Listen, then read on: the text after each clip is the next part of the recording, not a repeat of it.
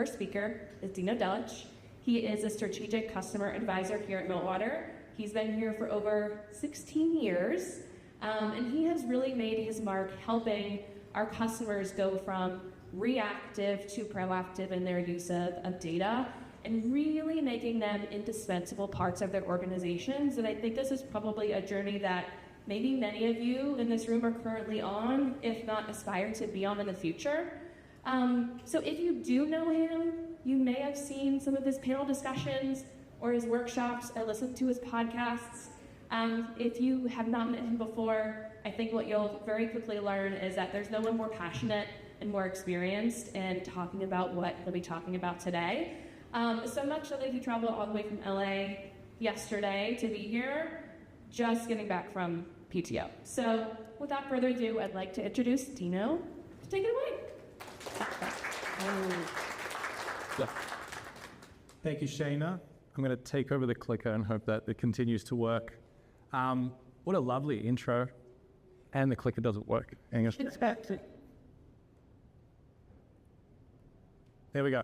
Okay, before we talk about this LLM stuff, I just want to get a quick show of hands, not to do it in a cheesy way, but I want to see if we have marketing people, communications people, or other in the room. So show of hands if you're in a communications function.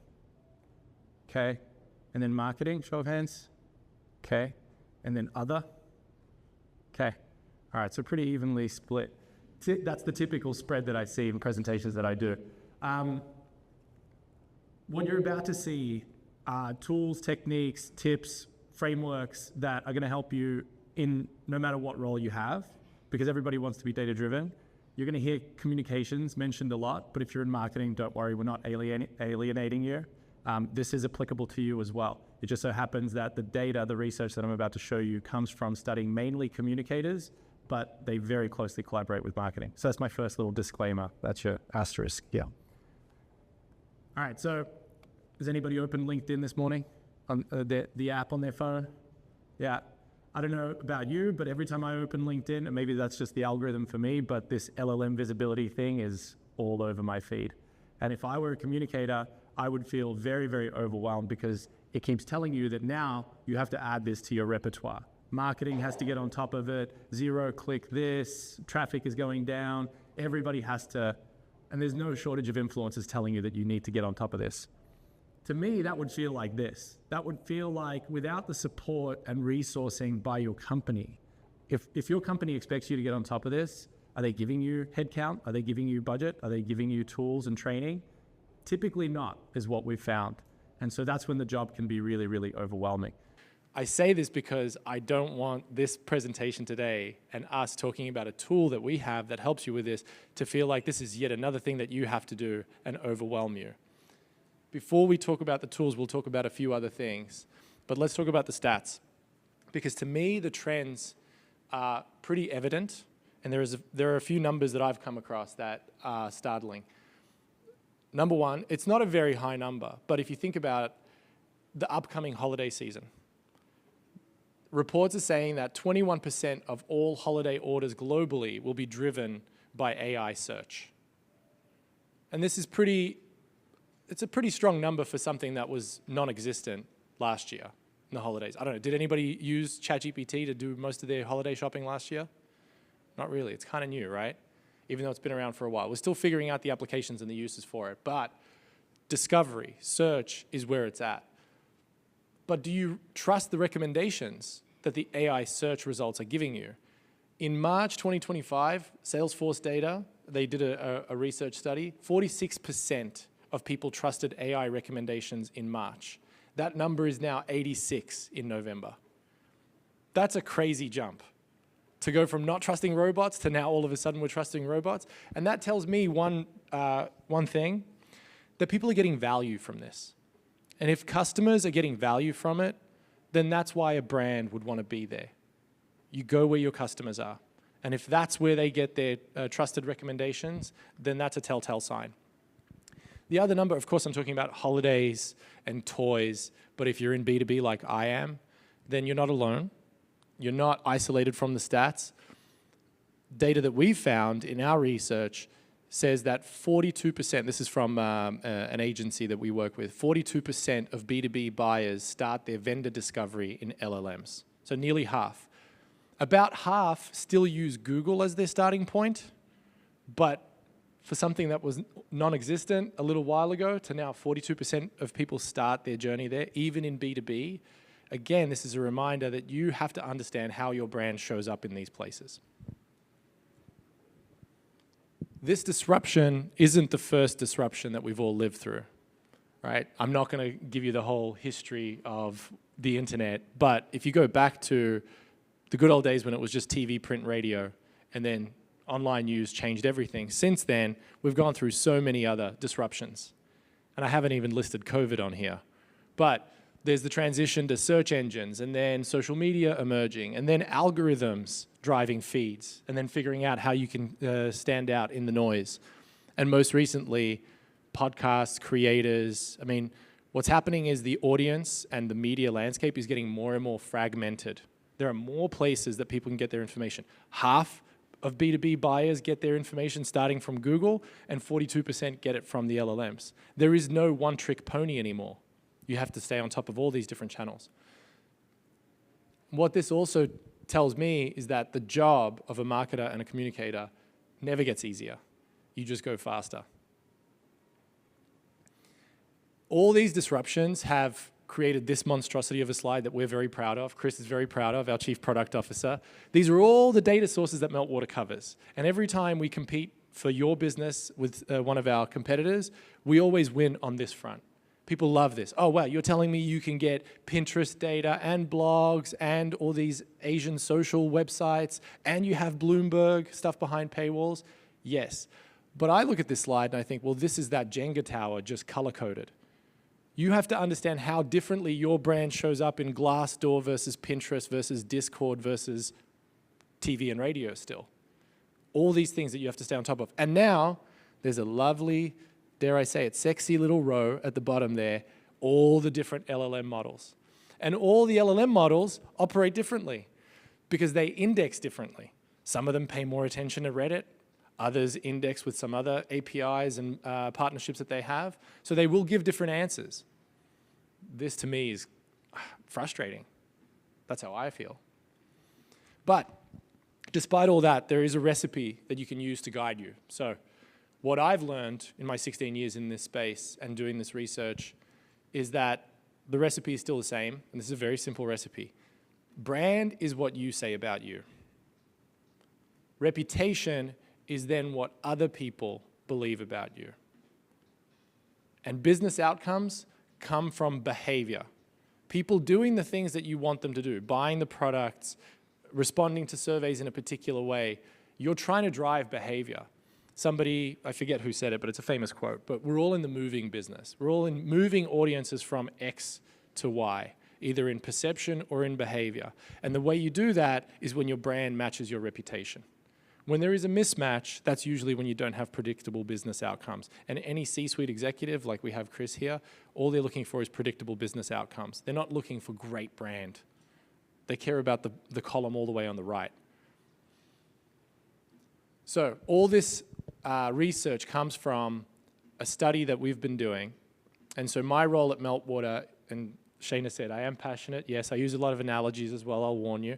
But my mission is to help marketers and communicators unleash their potential, and not in a cheesy way, but that means that for 16 years I've watched people buy Meltwater tools, and I've seen some people flourish, and I've seen some people fail and switch and go to another tool, and then they switch companies because their boss doesn't trust them. And I figured out why that happens, because it's not just about tools. It's about skills and resources. And so that's why a lot of this research is based on not just how much do you spend on your tools.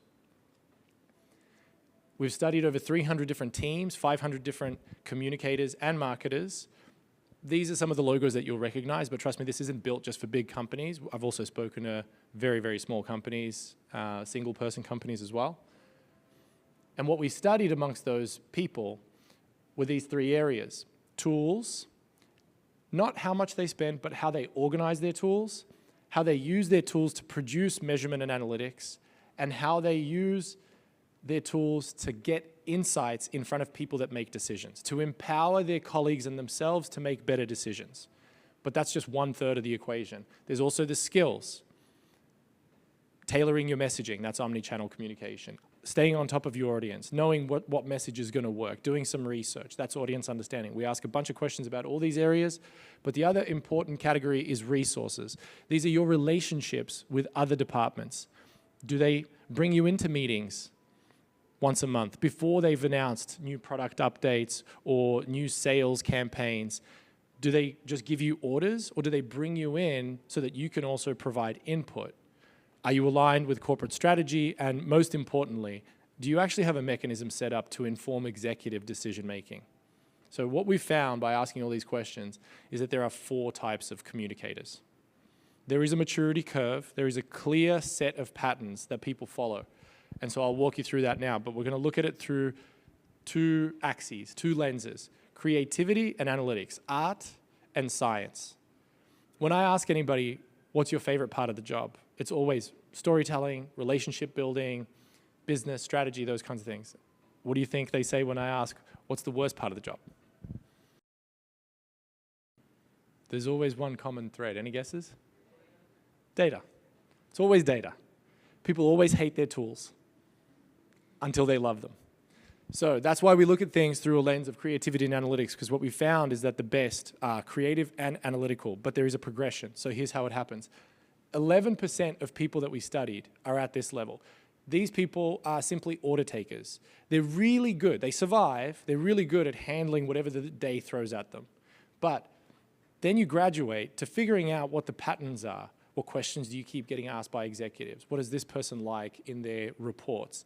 What questions do I keep getting from reporters? What crises emerge? What are some issues that I keep having to handle?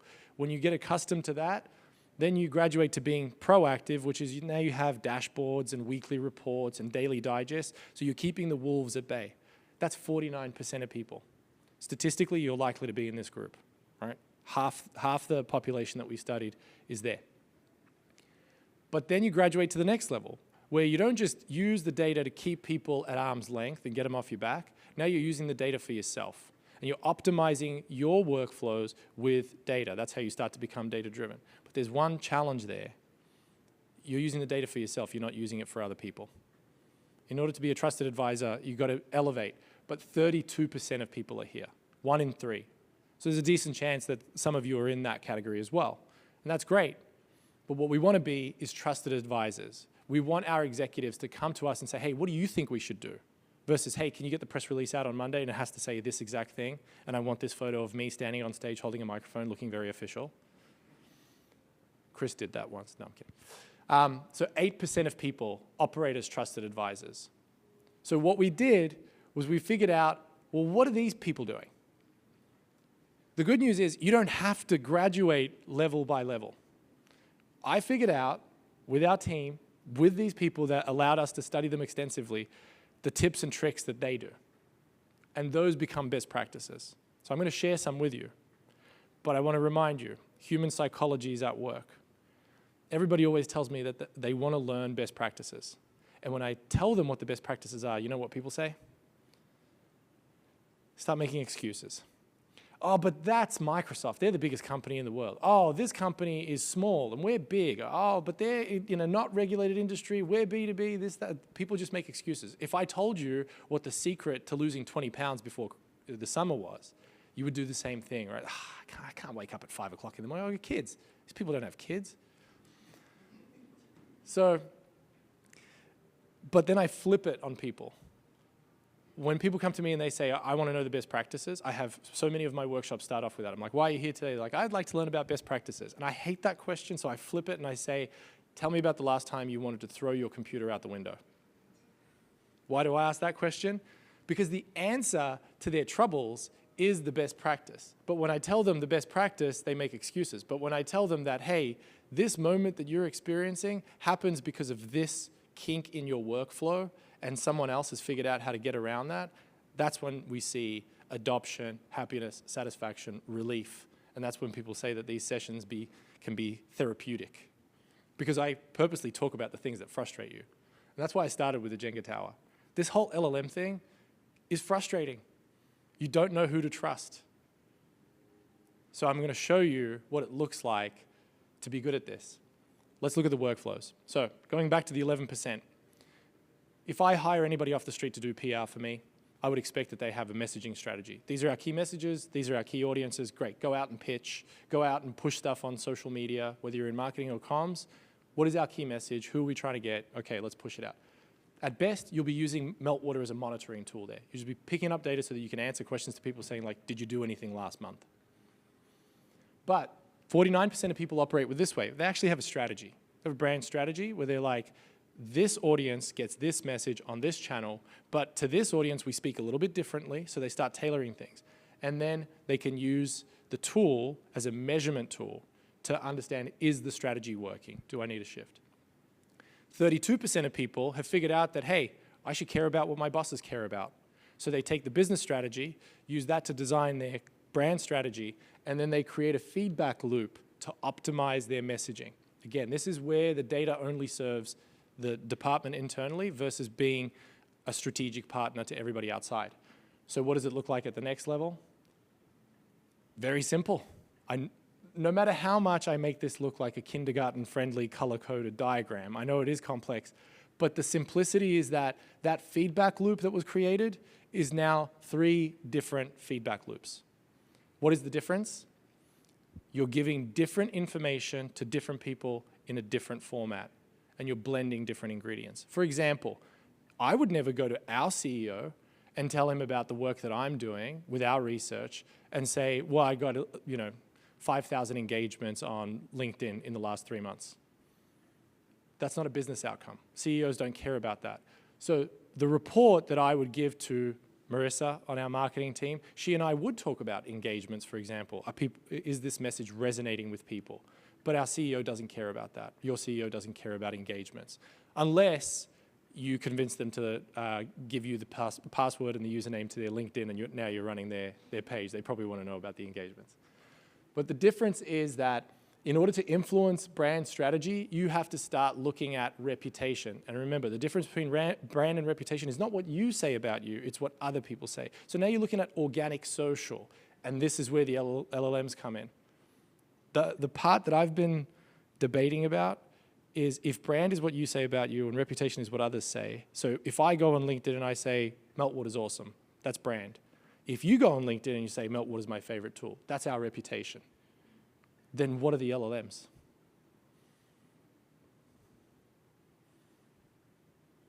Hands up if you think it's brand.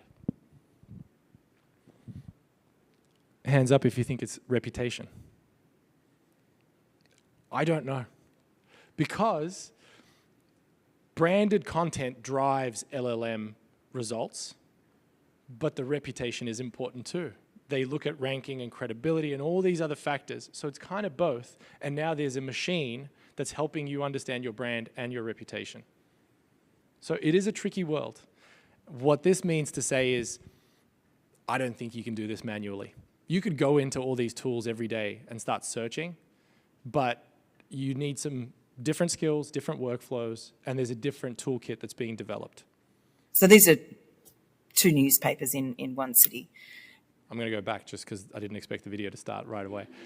This is a 1 minute, 55-second video, so I know in this short attention span era, you're going to be sitting here and being very uncomfortable in your chair for a bit because I'm going to make you watch a video for 1 minute, 55 seconds.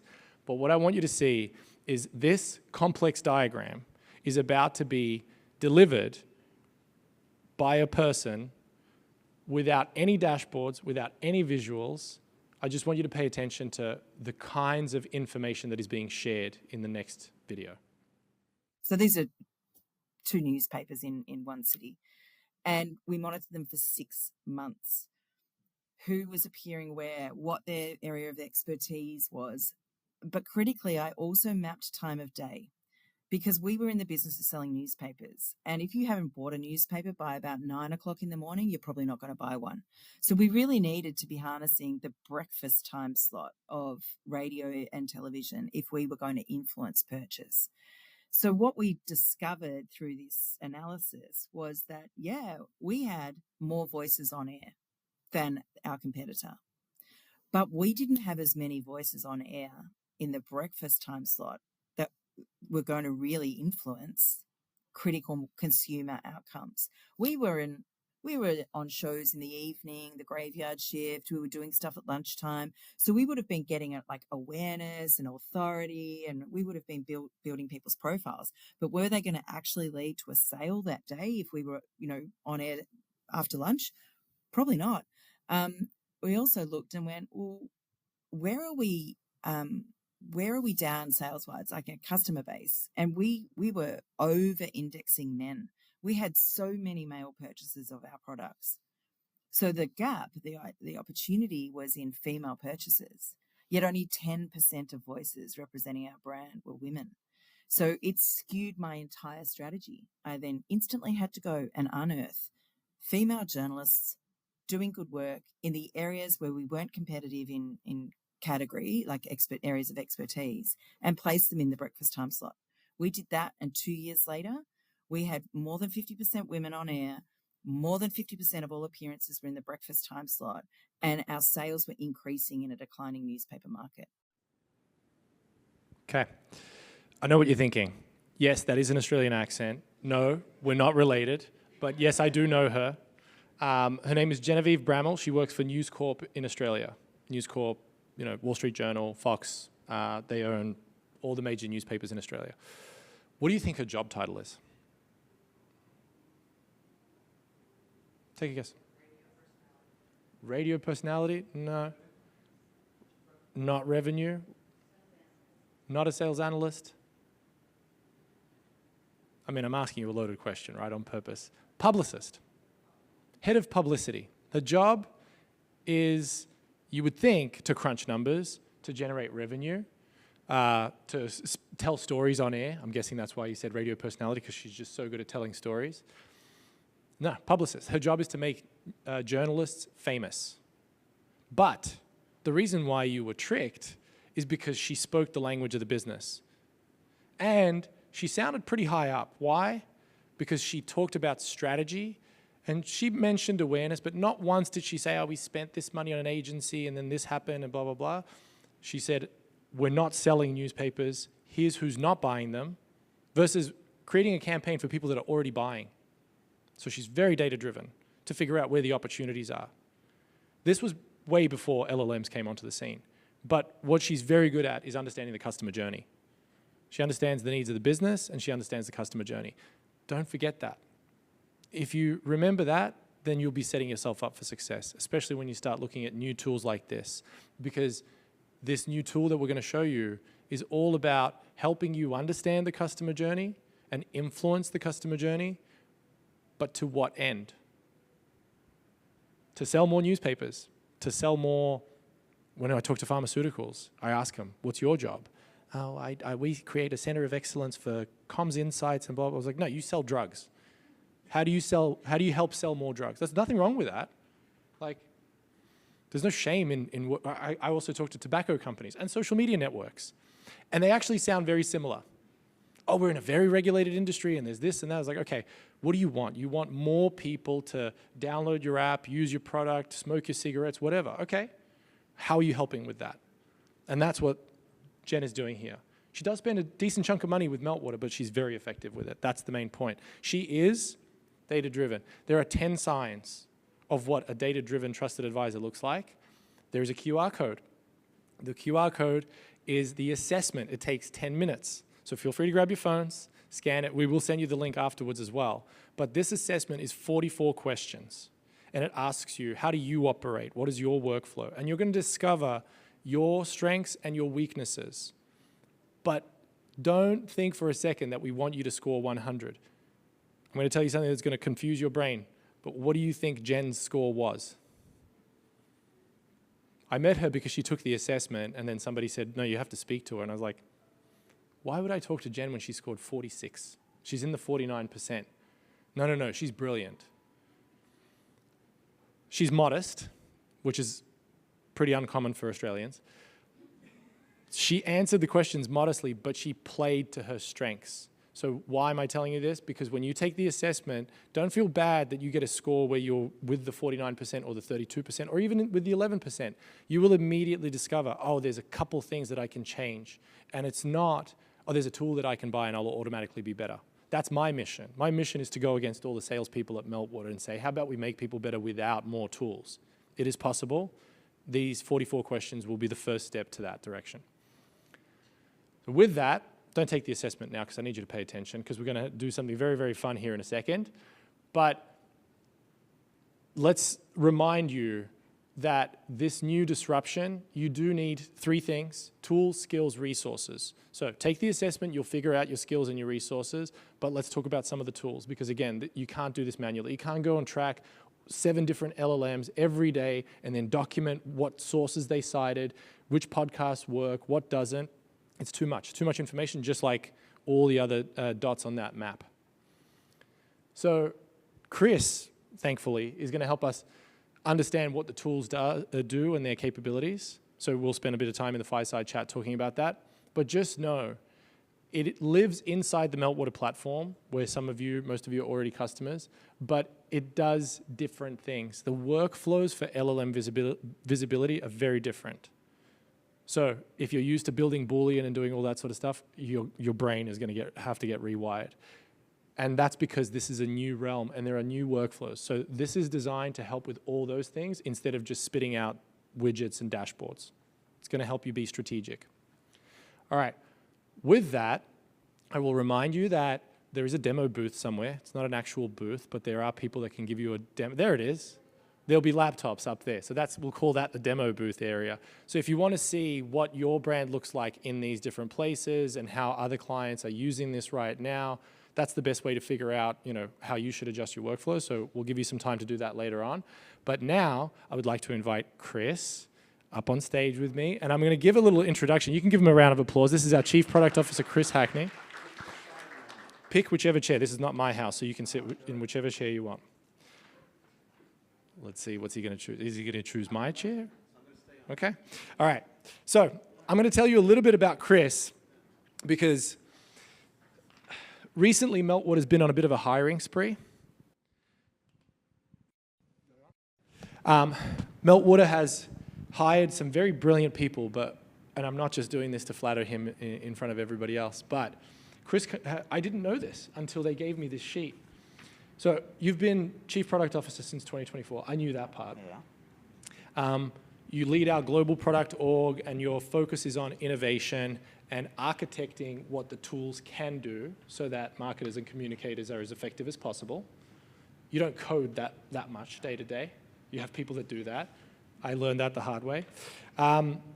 But you've got 25 years of experience in B2B SaaS and tech, but you also have a marketing background. When was the last time you were a marketer? 2007, yeah. So 2007. Here in Atlanta, so Coca-Cola. So you that's tapped how I out ended up here. before some of those disruptions that I put up on the A screen. few. Okay. But also, this is the last bullet point here. Before Meltwater, tell me true or false, founded AI Guardian, a SaaS company focused on Gen AI governance and compliance. That is true.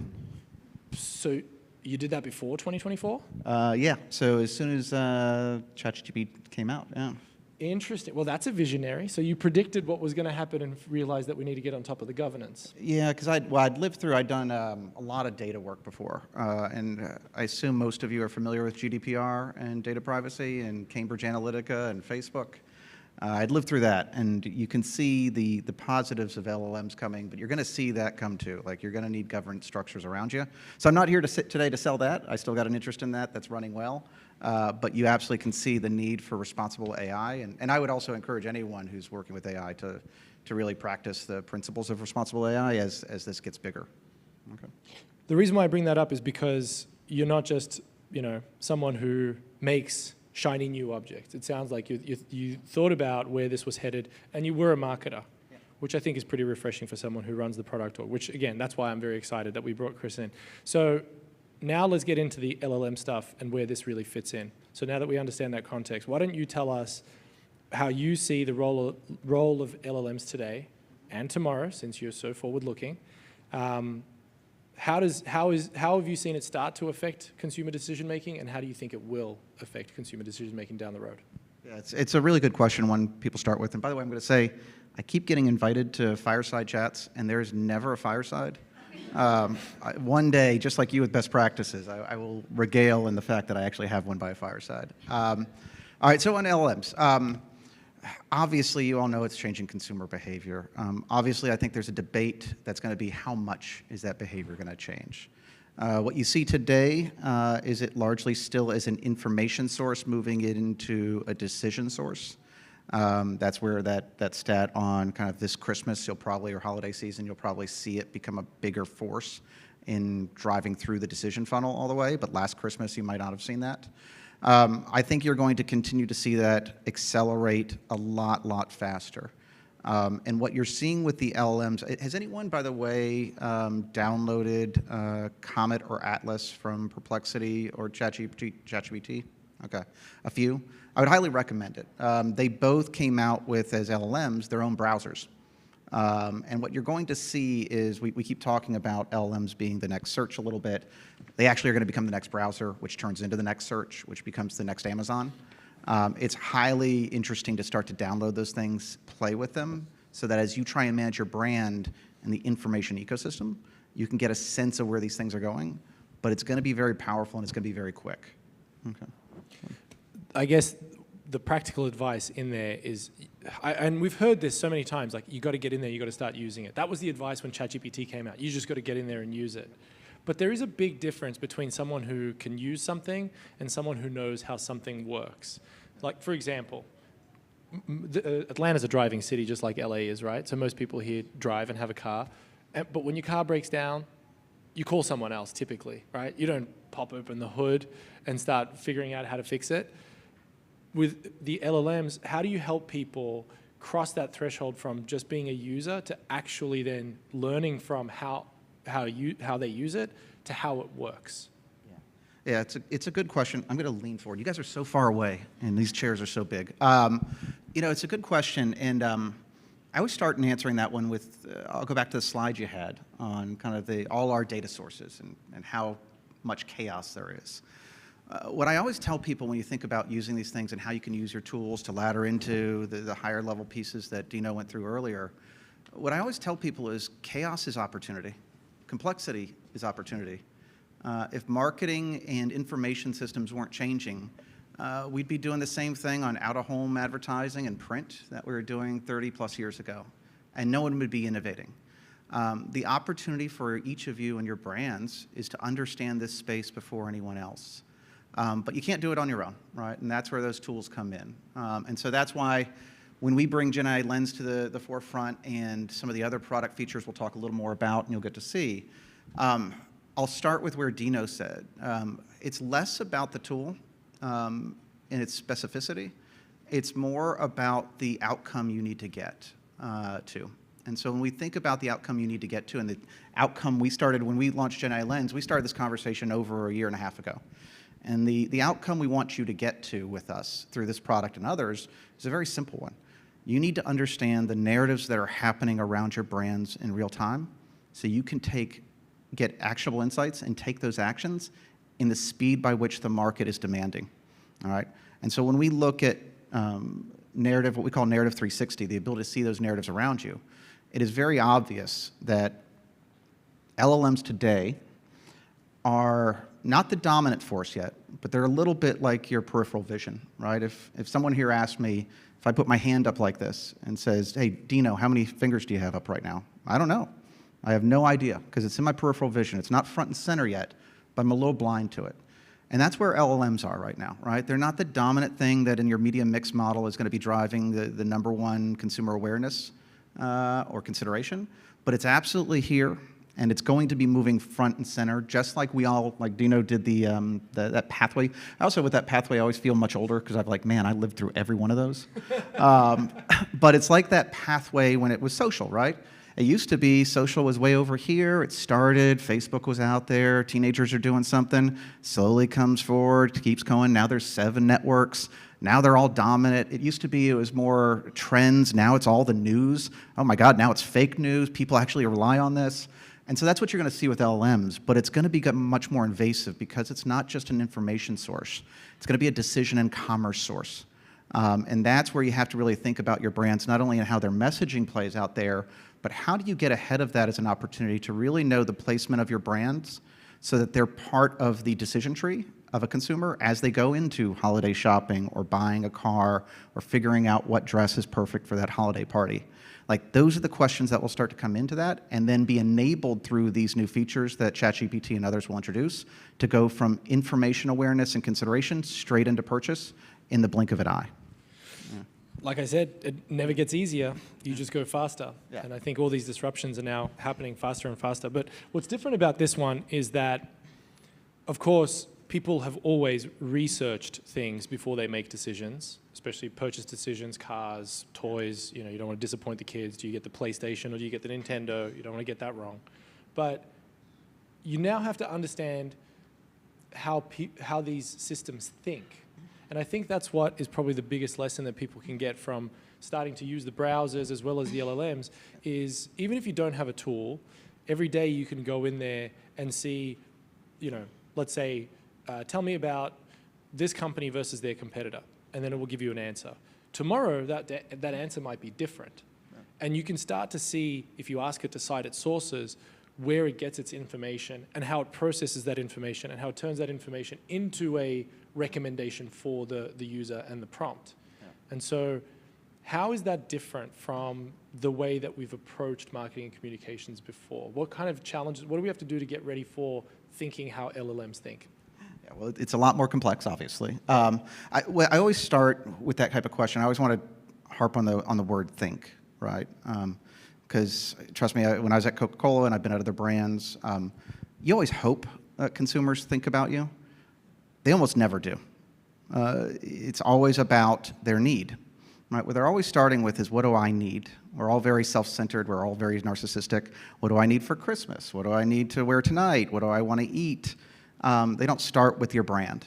And where LLMs, and it's interesting with LLMs because this is obviously coming as a kind of a cousin to SEO for many of you who have worked with SEO and search, right? SEO was about the consumer need leading into a consideration funnel that included your brands. You're just seeing that now with LLMs on steroids because they can have that conversation around your needs better. They can understand their tokens in a probabilistic model can understand your needs. Or they can understand your needs a lot better and have a conversation that gets to the heart of what your need is to then offer up what are the right brand choices for you. Now, the little secret of, well, it's not much of a secret, we all are consumers. The little secret of consumers, none of us like making choices. Most of us don't even like shopping. There's a reason why there's a small, medium, and large, and not 50 choices. Too much choice overwhelms the consumer. And so what they want is a simplified interface that gets them to the right choice for them in the moment they're making it. And that's where LLMs can be very helpful. And we think they will be very powerful. And so when we look at something like GenAI Lens, and I talked about that peripheral vision, what we're focused on right now is making sure you're not blind to that, right? You're not blind to the idea of what's going on in conversations that are happening when they touch your subjects. But we also want to make sure that people are understanding that it starts with a consumer need. So when people are going in and what you're blind to is not someone always asking about your brand.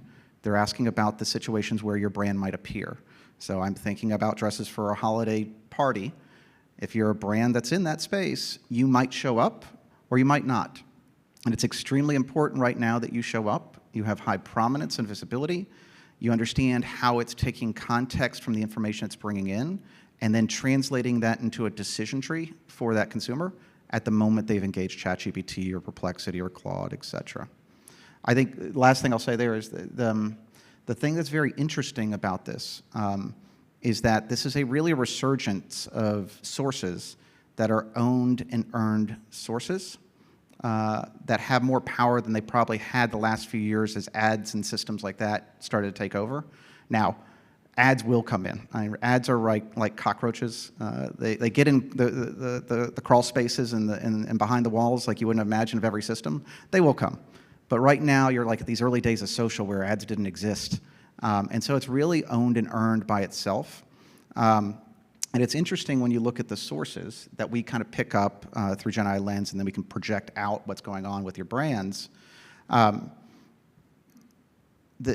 LLMs are really looking for the purest of answers to the context of the exact question that has come in.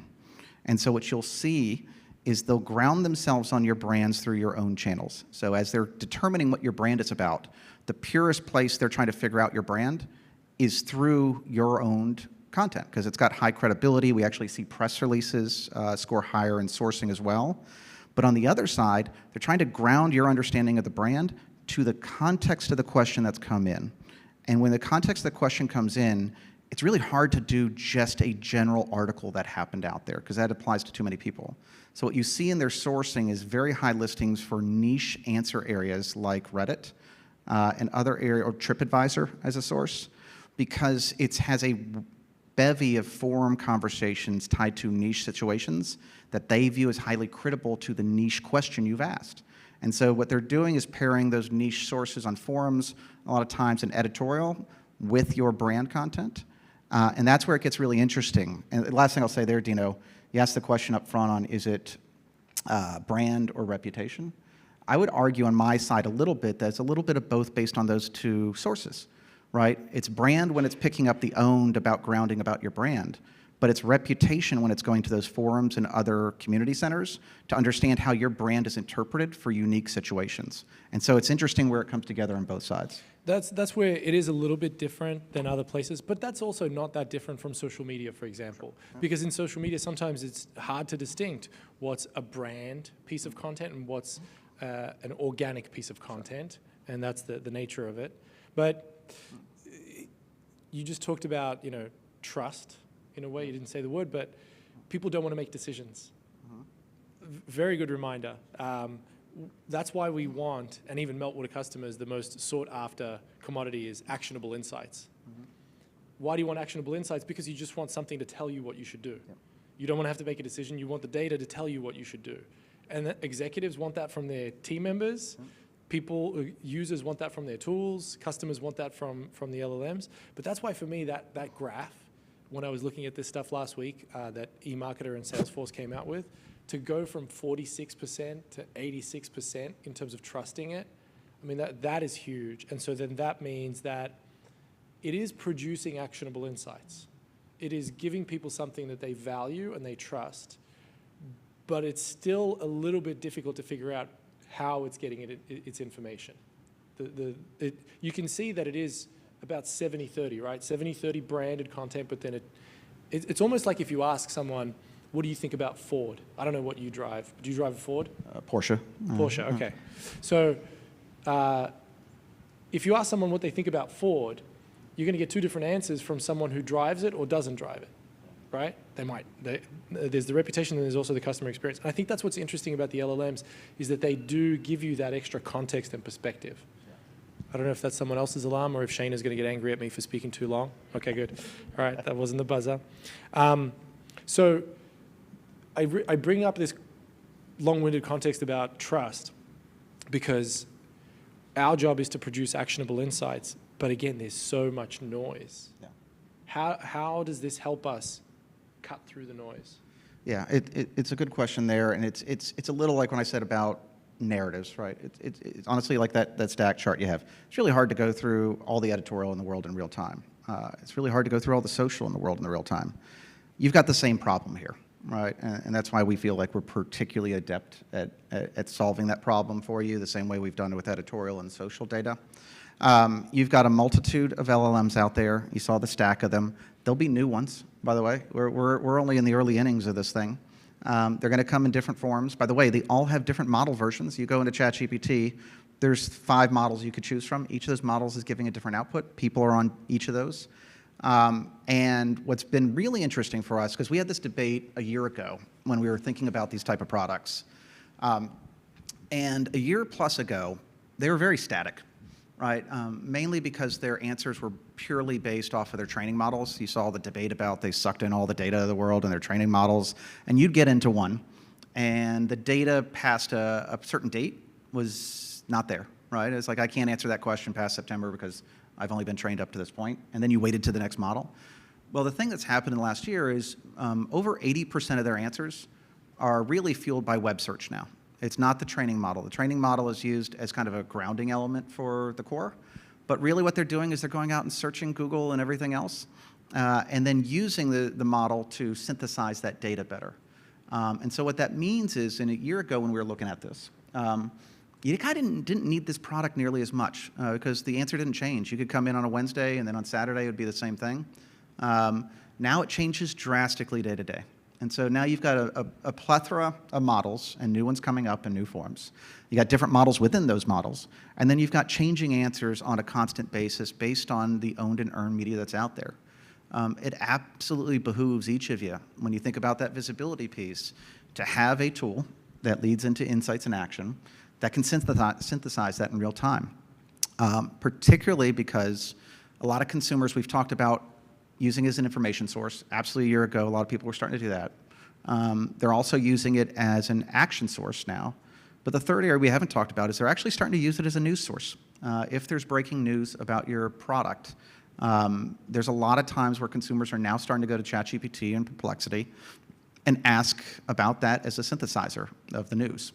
And so as you think about the quick-hitting, real-time nature of many of your roles and how your brands are impacted, it's becoming a really nice clearinghouse for what are all the thoughts in those sources we talked about, and then how are those being translated to consumers in each of those pillars of information, news, and action decision-making. And that's where our tools can help out, right? It would be impossible for you to do that at the speed of this segment. And it would also be impossible for you to combine that knowledge, what the sources are in those, what they're saying, what your visibility versus your competitor and your landscape is. It'd be almost impossible for you to combine that with the editorial and social insights that you already have, right? So the ability to take that narrative, turn it into that 360, and give you a view of where each of those are and how they're playing off of each other is where it really gets interesting for us as a technology company to be your partner and help you honestly take it out of that chaos, the opportunity I talked about earlier. Okay. My mind wandered off completely while you were talking, not because... Well, you're not supposed to say that while I'm here. But it made me think of the way, obviously I speak in analogies, and the one that I used for ChatGPT early on was that it's like a very confident, overconfident 7-year-old. Because that's what I had at home when ChatGPT came out. I have a 10-year-old and an 8-year-old now, but I remember if you ask my son, how do I do this? He's never going to say, I don't know. He's going to give you an answer. Oh, you do this, you do that. He saw it from somewhere. And that's kind of like the LLMs back in the day, where they were trained on all this data, and they're very confident. They never tell you, I don't know, go somewhere else. They're like, here's how you build a bomb. My son will probably be able to tell you that because he's very confident. But now, it's almost like picking him up from school every day. Because the answer to who are you friends with, what did you play at school? It changes every day, and that's why it's interesting that the LLMs now are giving different answers, which presents a problem and an opportunity. The opportunity to influence the information that's out there so that people find the right information. I know there's a lot of talk lately about misinformation, disinformation, but again, this also, it's not just with LLMs, it's very important to pay attention to what information is out there about your brand and to figure out whether or not you need to act, but it's happening so much more quickly. Yeah, and that's where I'd harp on when I talked about the difference on the owned and the earned side. With the product we released, it's actually been interesting for us to see the use cases with our clients. A lot of them have actually come down first on the owned side. A, it's more controllable. B, it's been more illuminating. It's amazing how many old things you forgot were on your websites or channels there were that are out of date now, that it's picking up on and stating as fact about you because it views your own channels as factual. And so it's been a very interesting one to see a lot of our clients come in. We thought they'd start with the earned side. Well, how do I influence this or that? It's really been the owned. It's like, damn, we have a blog post that still says that in the year 2025. All right, let's update that. Or when people ask these basic questions about us, we don't have owned content that covers family vacations in Mexico when we're a travel or we're a resort in Mexico. Seems like we need to update all our family blog posts. So where you're seeing that is them getting their eyes open to owned being more important than it was even 2 years ago, and then the earned really being that grounding point for the reputation. Especially in forums and other areas, and how do they operate within those? The other thing that is important with the LLMs is how the analysis that we provide is constructed. And that also makes me think of another analogy because I'm married to a serial eavesdropper.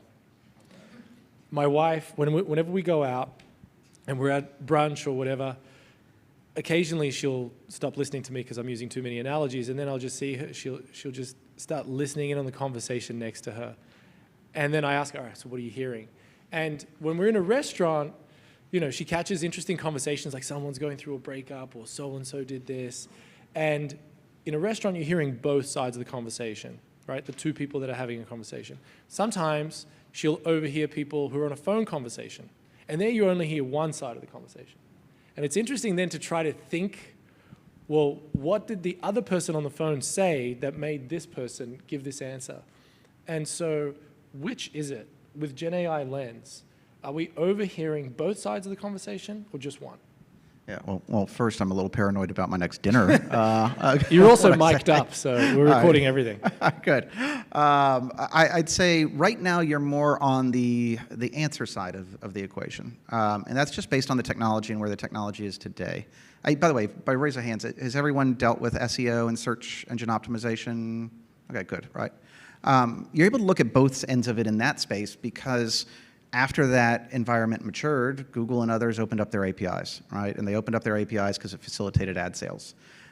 So what you have in a Google search and SEO environment is the ability to see both sides, right? I can see what people are asking very clearly or typing in, and then I can see how Google interprets that into answers and placement because that's a mature model with an open API.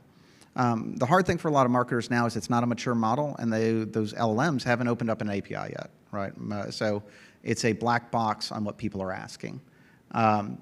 You have some folks out there who are doing a little bit of more panel data. They kind of take over people's browsers on a consent basis and then have a representative sample, but it's not that large.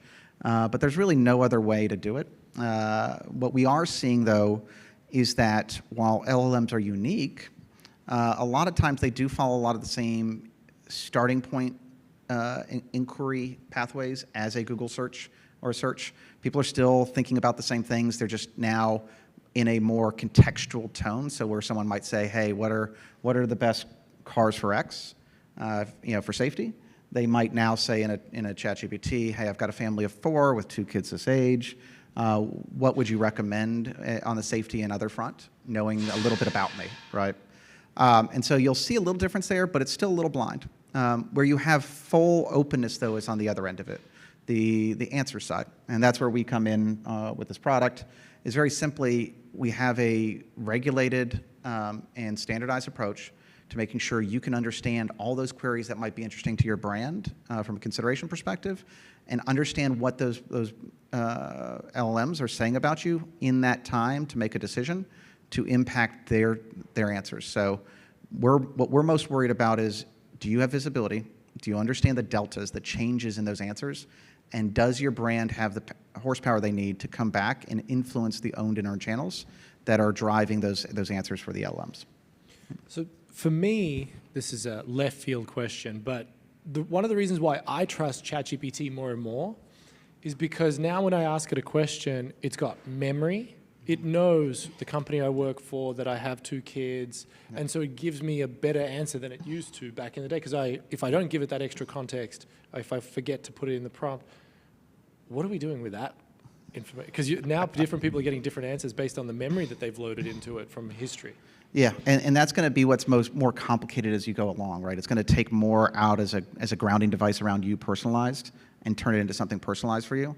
So a lot of what we're doing right now is I'll use the bad word of best practices, is really training our customers and our partners on segmentation there. Like, what are the representative types of people who would come in, and use that as a lens for the type of query that would come in, and then the type of answers that person would get. Because someone who starts with context, I have a family of 4 with 2 kids who are teenagers, is going to get a very different answer from ChatGPT about resort vacations in Mexico than someone who says, hey, we're newlyweds and we're looking for a place on the beach. And so I think that context is extremely important.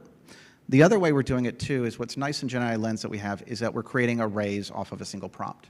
So what's very nice is you can start with what are the best vacation resorts in Mexico, which is fairly generic, and then we can auto-create an array of 10 other queries that would pop up. I have a family resort in Mexico. I am a newlywed, et cetera. So it gives you choices, or in the case of cars, right, it gives you the choices of safety, reliability, usually whatever your custom topics are on decision processes around your brand, we can do the same thing there. So where we help you is kind of set up all those arrays of questions that could come around, and then give you analysis across all of them, or allow you to filter it down to specific segments that are important to you. So we can say, hey, women 18 to 49, or families, et cetera. Here's how they would see the answers if the system had the context of them in that regard. So that's what I was referring to earlier when I said this is not like Boolean. You're not just typing in a company name and seeing all the results and making sense of it. You now have to think about what questions people would ask. And that's where SEO can help as well, because the same questions that people typically ask in Google, they're bringing it over to their new workflows, but they're getting very, very different answers. So in the interest of time, I have one more question. Are you getting a signal? I'm getting several It looked like you had a signals. signal. Yeah. All right. So to make this practical for people, what would you say, since you were a marketer, what things should people think about doing when they go back to their office this afternoon or tomorrow to get the most value out of the effort that they'll put in here? What are some keys to success? Yeah, I'd say always first, don't overthink it. I say in these, with all those things on that road with wave transformations that we've had in technology, moving faster and imperfect is better than going slow and perfect. Get in these tools, start to play with them. We've allowed our clients to have Gen AI Lens the last couple of months for free just so they could do that. But I highly encourage you to do it. Get in there and play, experiment, and learn. It's the only way you're gonna stay up to speed at the pace these things are moving. The other thing I will say on that is, and actually I'll go back to what you said, Dino, about speaking the language of your organization from business strategy through to tactics. Really understand what the North Stars of your entire business are, and how these narratives that are going on in LMs are unique in impacting those. Just start with that. What are the things that, when we look at consumer behavior in LLMs, what consumer behaviors are happening that are unique that I should understand to then drive back up through that chain that Dino showed? And I'll leave that with an anecdote of my own. Years ago, I was at a startup here in town. We were a company called Vitru. We were one of the first social media management platforms when Facebook first came out. And we had a big pitch. I was up there at headquarters of McDonald's, and we were in front of the CEO of McDonald's pitching social for the first time. This guy barely even knew what social was. He was very old school. We do an intro, and he says, I need to stop you right there. I don't understand how this helps me sell hamburgers. And we were like, you're right, that's your North Star. But we said, we said, you have one other North Star, and we know you have a North Star on this. It's your brand. Your brand is the golden child of McDonald's, right? It's what drives how you sell hamburgers and how many you sell. So what we showed them is we said, hey, based on your brand, I said, like the peripheral vision at the time, this is social new. I said, did you know you've got 87 franchisees with Facebook pages already? And here's how they're representing your brand. And by the way, none of your franchisees know what the hell Facebook is. It's some 55-year-old guy in the Midwest whose kid said we should do it. And your brand is being represented horribly. So at this point, if you want to protect your brand and understand, make sure it, in this new world order that's on your side, it's represented properly, you need to have visibility on this. You need to manage it. You need to control it because it's going to move from here to here. And that's the same thing with LMs now. Understand that North Star. What's the one thing that your CEO or your C-suite or your board really believes is the driving mission, and then translate what's over here into that for them. If you do that, it will become a part of the muscle memory of your organization in a fashion that, in a proactive fashion, not a reactive one. And so that's what we're trying to push with all our clients as our own best practice, and hopefully you can take that out of this. Wonderful. That's a great segue to a plug that I forgot to make earlier. When you take that assessment, you will then get recommendations for our playbook. And the playbook, chapter 1, is how to speak the language of the business.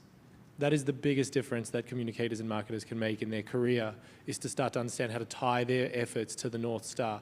So please take the assessment, and then we will send you the whole playbook.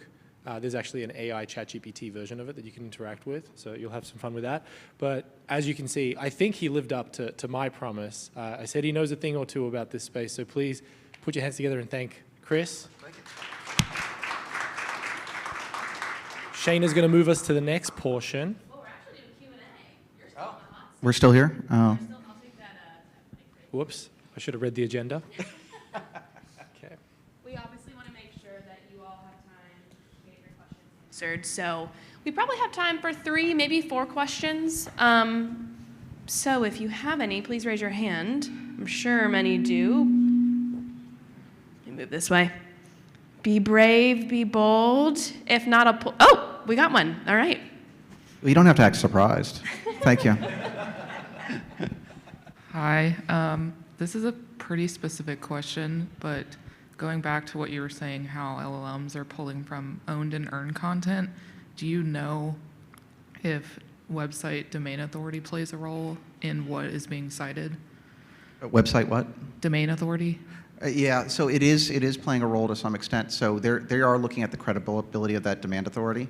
And that's why you see, it's interesting, you see a lot of owned company sites that have a ton of niche products. Like a Home Depot in town is a perfect example. Ton of niche products with a little bit of information on each with high demand authority, absolutely rising to the top. And so what I think you'll see, at least for the next 6 to 12 months, is a continuation of that. As they get better at understanding what credibility is, but they're using, I'd call elements like that blunt force elements. They're using those right now to understand how they should do web search and what they should go to first. But those sites that have a lot of products with a little information are perfect for them, right? Because they're just pulling each of those little things. I've got 1,000 types of hammers at a Home Depot. Great, I've just pulled a hammer description off of that with, by the way, 6 reviews on each. That is what they feast on right now.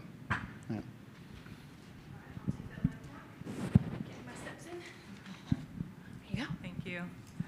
This question is a little bit drifting from AI, but in the topic of new trends coming at us fast, I'm noticing a lot of personality and human personality reflected through these brands.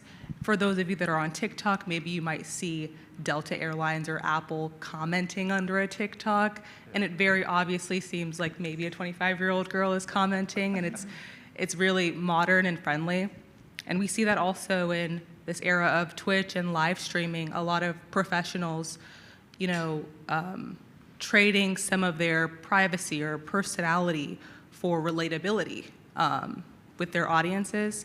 How do you have any thoughts or advice on how we can protect our professionalism, for those of us who work maybe at law firms or maybe in political arenas, how do we maintain relatability and connection with our audiences without, dancing in the inappropriate realm. Yeah, you don't need to do the latest trend, TikTok trend.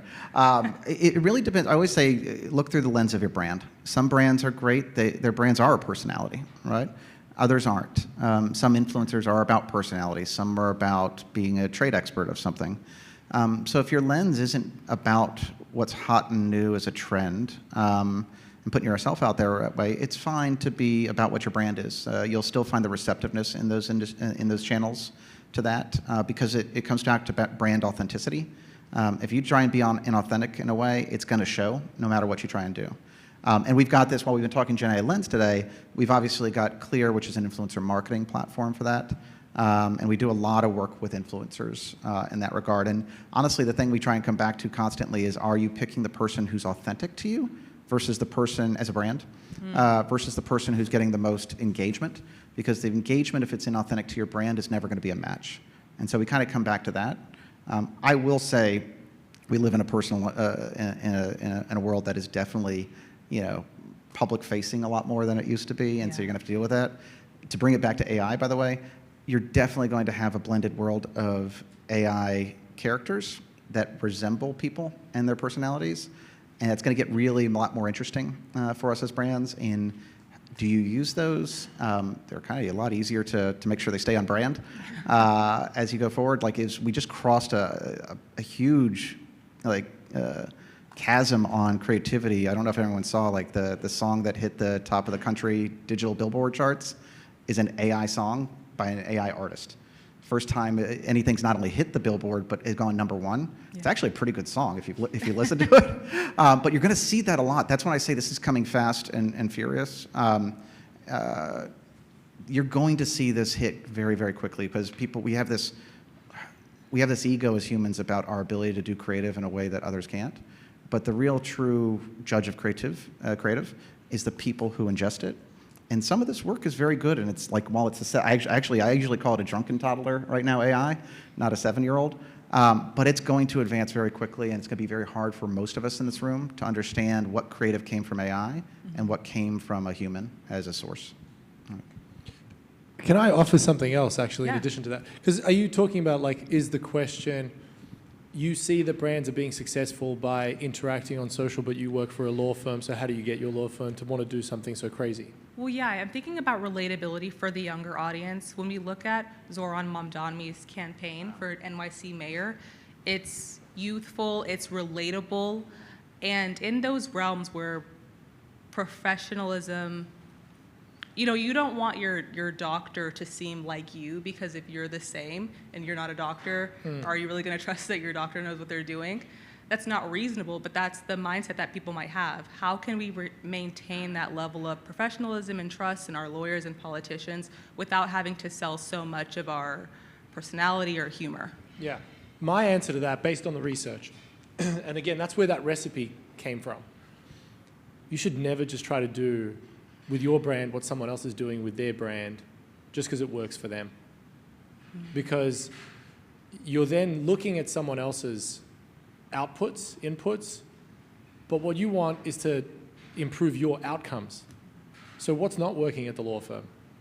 And if what's not working is maybe we don't have enough younger clients, well, if we're going to attract a younger client base, maybe we need to think about relating to them. So let's study them and let's figure out our reputation amongst that client base.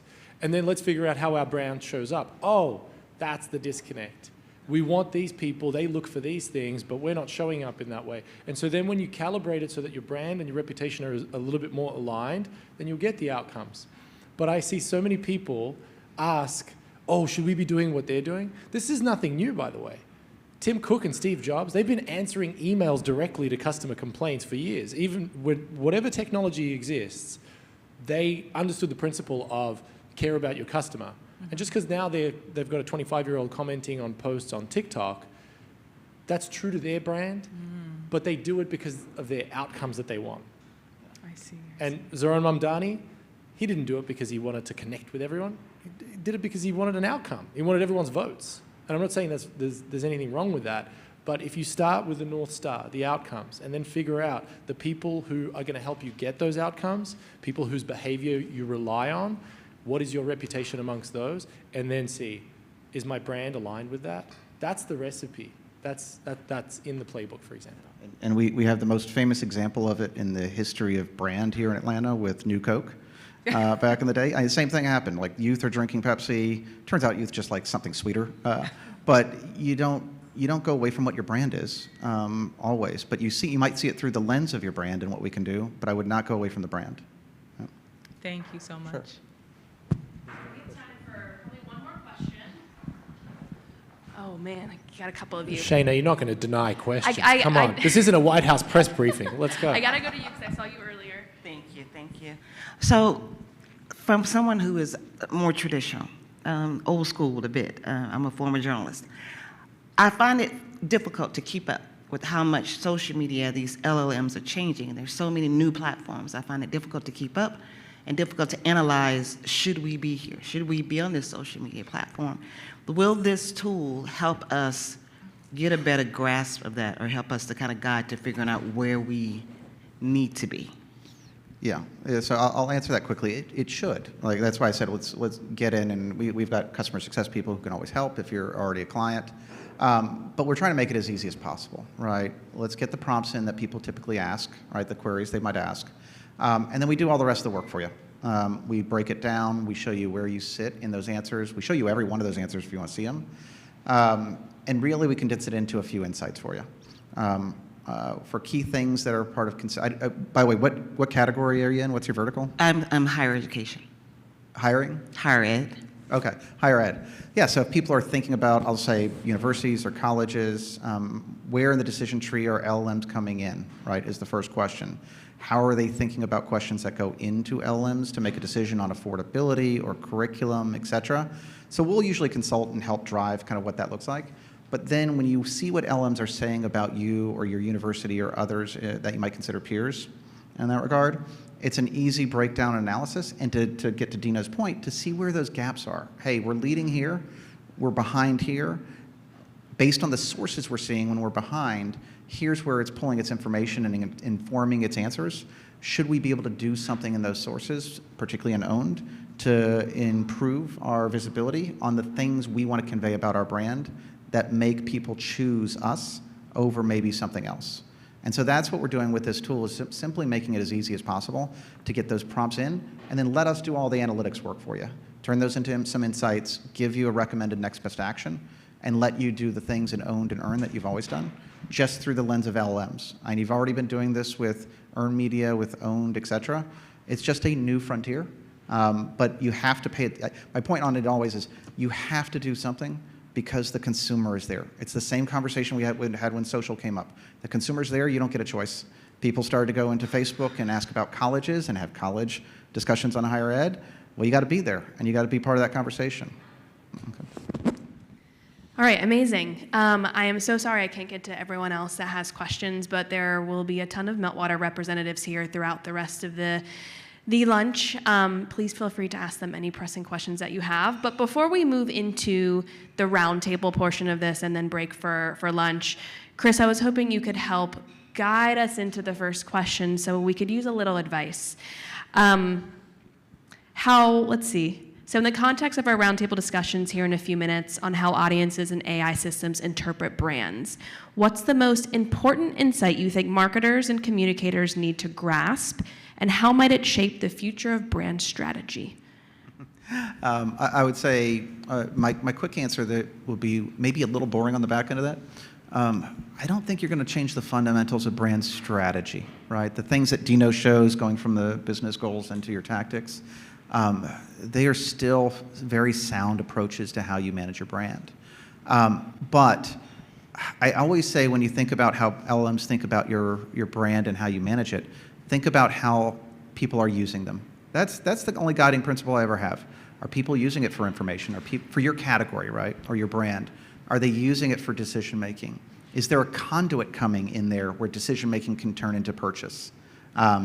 Is there a conduit where decision making or consideration will turn into a social conduit of some sort? They bring people together to discuss it along with the LLM. Is there a conduit where the LLM actually turns into a series of agents who are doing the work to make a reservation at a restaurant for you, or to purchase plan a vacation for you? So what I'd say first is think about your brand and take the lens of how awareness, consideration, and decision purchase, work today, and then think about how that's slowly moving into LLMs and how you as a brand need to think about what LLMs are saying as it does. And if you can get there, that's where the opportunity is in every case. It's always about the customer journey. Yeah. Amazing. Well, thank you both. I think everyone in this room is leaving with a ton of ideas and insights. So, amazing job. Thank you all. Thank you all. Round of applause Thank you. for Dino and Chris. And now we have about a half hour for roundtable discussions, but I encourage you guys to take the question we just asked Chris and continue those at your table as a jumping off point for the conversations. And these roundtable conversations, guys, we want them to be casual and candid. If you're more comfortable just listening, please feel free just to listen, but we encourage you to share your successes, your challenges, your questions, and, again, walk away with some new ideas. So I will come back up here and let you guys know when it's time to eat, but otherwise, please chat amongst your table and walk away with some new ideas. Thank you.